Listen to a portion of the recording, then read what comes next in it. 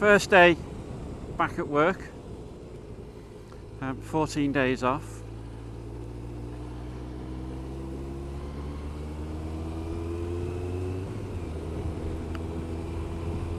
My bike has been MOT'd, and I do know that the government gave a 6-month extension for cars and motorbikes, but that was for MOTs due after the 30th of March. Mine was due before that, so I went and got it done. I replaced the tyres. One of the reasons why I pretty much had to get it MOT'd was this letter. I've never had one before at all. Basically what it says is that the tax is due beginning of April, and if my bike wasn't MOT'd they were going to cancel the direct debit and I'd need to reapply. However, if the bike was MOT'd it would automatically carry on. Now I've checked, I know when my direct debit is due. I've also checked to make sure the direct debit hasn't been cancelled. So I'm just going to keep an eye on that for it being paid. I think I can also go on the DVLA website and check that my tax is still in force. If I find it isn't, I'll have to leave it at home while I get that sorted out.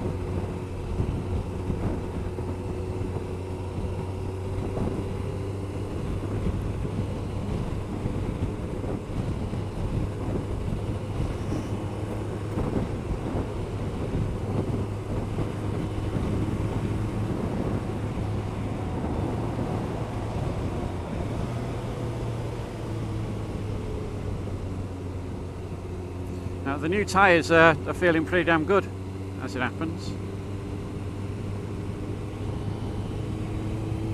Right from the off. I've still got that 100 miles to do to let them scrub in, where they say I should really take it easy, which I'll do. To be fair, it'll be about 3 days riding to and from work.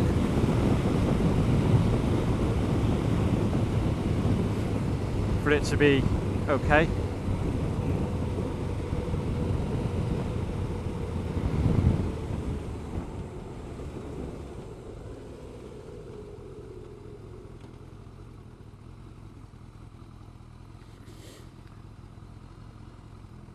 I have to admit the traffic doesn't look much less than what it would usually be.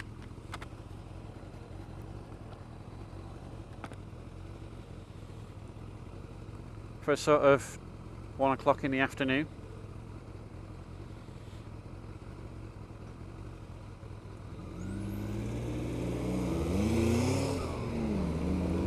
Knob.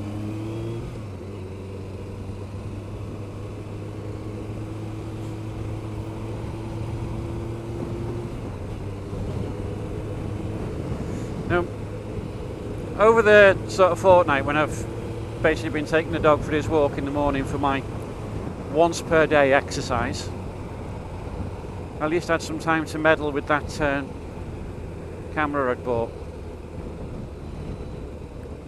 Not a fantastic camera by any stretch of the imagination. It's only 8 megapixels maximum, regardless of what you do. And if you make it 16:9 it drops to 6 megabytes. 6 megapixels, whichever way you want to think about it, which is nothing in comparison with what some of the modern cameras do.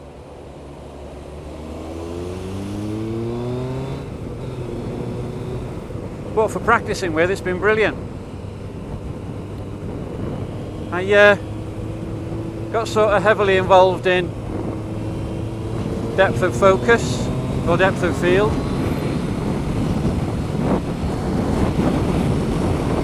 I was trying to get it to work, and I wanted everything was in sharp focus, whether it was close to the camera or far away, and I couldn't figure it out. I do know that you use the largest aperture that you can. but I noticed that the camera had multiple sort of focus points, and I figured maybe it was adjusting too soon. So I reset the camera,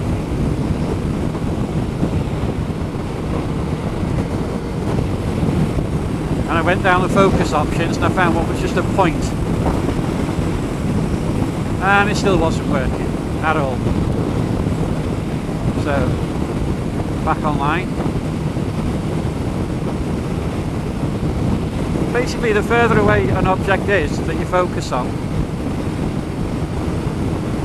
the more or the greater the distance in front of it will be in focus, and the greater the distance behind it will be in focus. So I went and got right up close and took this picture. Now I do happen to quite like it. It actually worked the way that I expected it to work, but I had to get really, really close. And in all honesty, if I'm riding my bike and I want to take a picture of something because I think it looks kind of quite nice, am I really going to do that? I came to the conclusion that no, I wasn't. But by the time I'd gone through all of this, I'd actually worked out how to get a lot of the things to work on the camera. So I know how to adjust aperture. I know how to adjust shutter speed if I want to. I know how to set the white balance. I know how to set the timer. And I can take a picture quite quickly with it. Almost as quick as my mobile phone, which is where I was aiming to be with it. So then I started meddling. I'm not really an expert at taking photographs at all. I used to do a fair bit when I was a lad, 20 something. But I haven't done anything since then, really.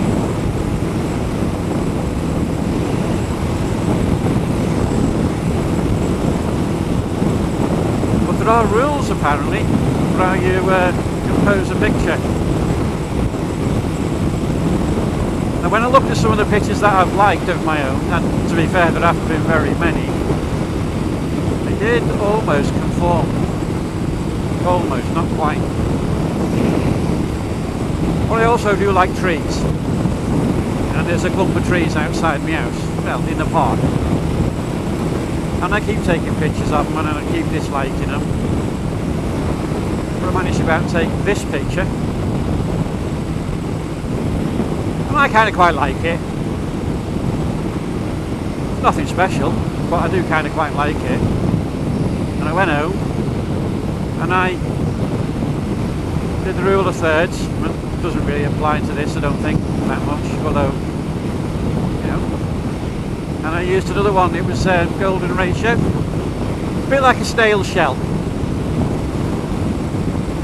and it kind of fitted that.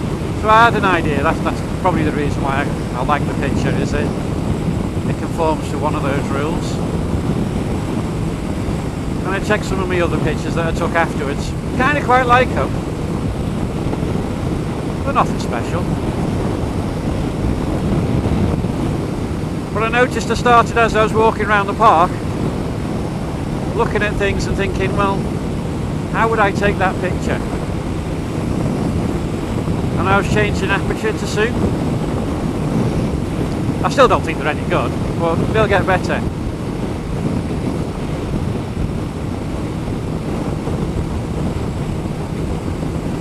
Also saw on the news last night, on a wholly different subject altogether, without telling you I was changing the subject. A town near me, two 18-year-old girls and a 12-year-old girl spat at an NHS worker at a railway station and made it clear that they had coronavirus. Not being funny, you can tell me what you think people ought to be doing about that in your comments if you really want to. Personally, I think the two 18-year-olds should see the inside of a prison cell. The 12-year-old should be made to feel as though she must never, ever, ever do that again. Absolutely appalling. That 12-year-old doesn't know it, but she might have a 70-year-old granddad or grandmother that gets the virus, and it might be that nurse she spat at that would have been there looking after them. You need to take that into account, I think.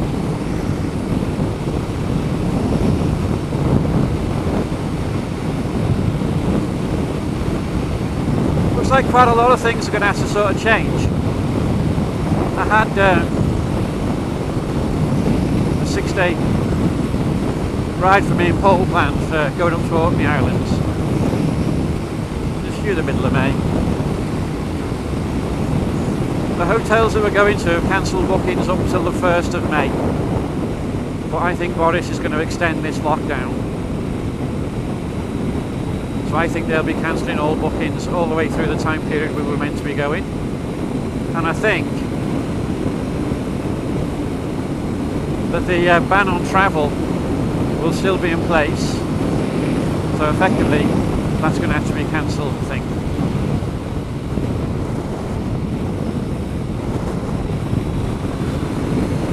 We also have an overnighter in the Gloucestershire area at the end of May.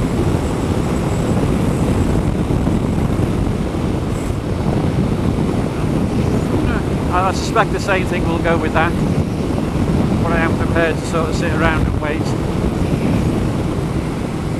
I had a cruise booked, still have it booked as it happens. Now they are cancelling their sailings all over the show, but we've also had a letter saying they'll refund us because of my wife's medical condition, which is great. But I can't see us getting another cruise booked at another time. But I'd rather, if we can, go. The difficulty is that the Foreign Office has advised against travel for people with certain medical conditions. People might have them. So it may not be possible for us to go. So I can see that getting cancelled. There's also a Saturday night out with Motorbike on. I think it's the 29th of August. I'm kind of hoping we'll be able to make that. And of course there's one I'm looking at for ourselves, the 19th of September.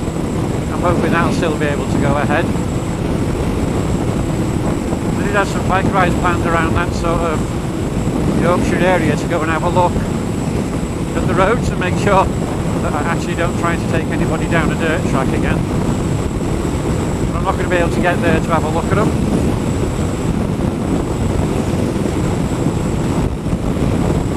What I think I am going to do is, assuming I have to cancel all of these things,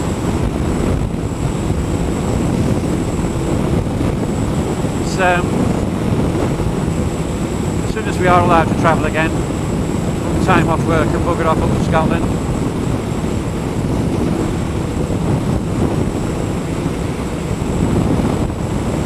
Whatever I get back from the cruise, I'll try and book a holiday later in the year. I'm going to start saving up for next year. I think we'll be okay for Norway. It's going to be about July next year. I think we'll be alright for that.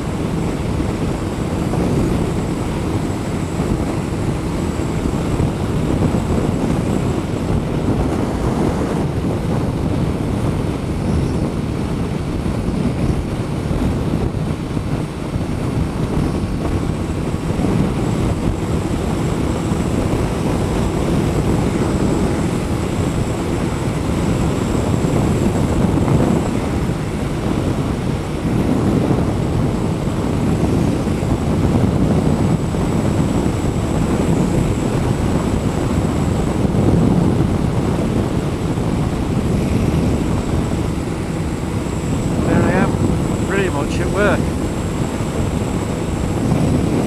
No. I think it'll be dark when I go home.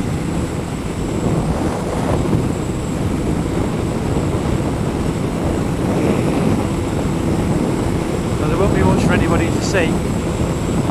So I don't think I'll bother recording for that at all. But for the time being, see you next time.